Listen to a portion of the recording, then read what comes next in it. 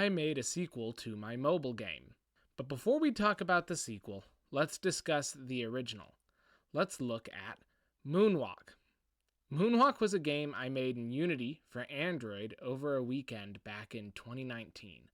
On a holiday break between semesters in university, I wanted to see if I had the skills to develop a game all the way through.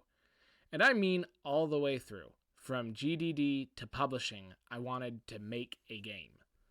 Making games is typically straightforward, though the last 10%, maybe even the last 5%, can double the development time. And that final 5% is the connective tissue that actually makes your game a game. The annoying final connections between your menus, making a how-to-play screen, making a credit scene, finding out what you need to put in your credit scene, making builds of your game, testing them on devices, seeing what renderer to build with to see how many devices your game can be played on, promotional images, trailers, etc., etc. The final part, after your game is playable, unique, and fun, that final part determines whether you've made a tech demo or a game. Moonwalk, then, incorporated as many stretch elements as I could think of in regards to what you might consider a mobile game would be. I integrated the game with Google Play, since it was Android specific, for achievements and leaderboards, customization for the player, even in-game ads, to see if I could do the full mobile game development cycle. When I released the app, I released it with no announcement, with no fanfare. I just notified my family that I had published it, gave them all a link to play it. I was really surprised to see that not only did they enjoy the game, but there was also a small group of players that had begun playing as well.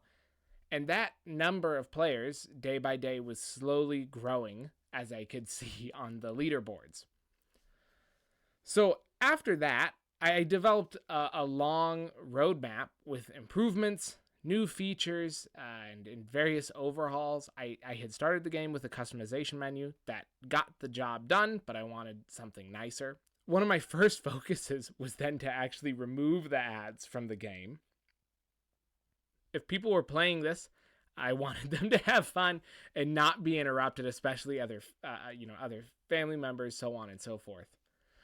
This sort of experiment to see if I could develop a game that I once again did over a weekend to make sure I wouldn't lose my motivation to follow through on this.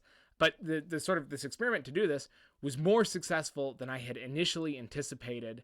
Satisfied with its outcome, my focus shifted entirely to the player experience. The trailer that is playing in the background, this is the final update for Moonwalk that would have taken it into its next stage.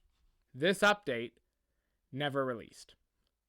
Before being published, my hard drive corrupted. And while I still have the code for Moonwalk, I lost my development keys and could no longer push updates for Moonwalk to the Play Store. A couple years later, I pulled the game from the store myself. A couple years after that, and this was actually this year, with no updates in such a long time, Google closed the developer account due to inactivity. And that was that. Moonwalk, besides the few remaining devices that it is installed on, was no more. Until Resurgence. Redeveloped, now with that final update as the starting point, I took a couple of weeks, very relaxed development, to rebuild the game from scratch in Godot. With no ads to speak of, and developed to be played straight from a browser, so no download required, Moonwalk Resurgence should be as playable as ever. But let's look at, from this new starting point, what are the changes that some of these new requirements forced upon the design of the game. So first and foremost, Moonwalk Resurgence is programmed in GD script as opposed to C#. So the reason here is at this particular point in time, Godot 4 can't build browser-based games from C# yet.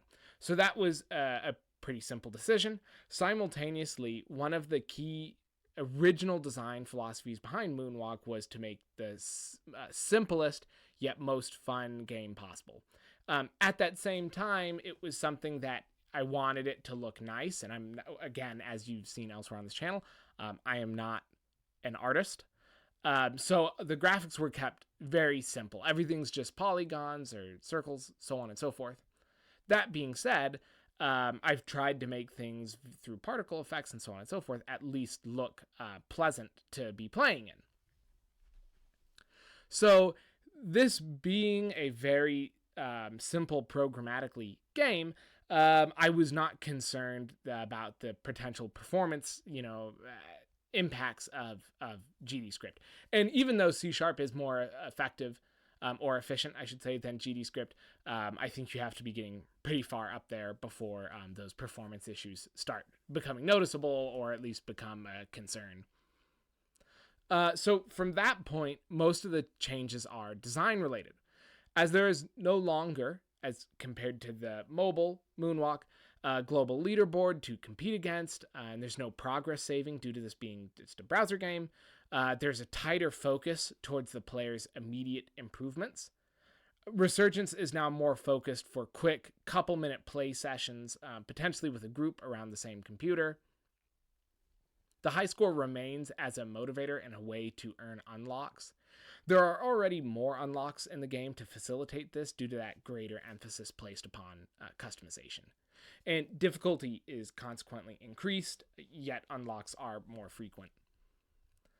The entire game, as well, just sort of as a interesting design choice, takes place in one scene so that the particle effects don't have to reset upon a game starting or ending.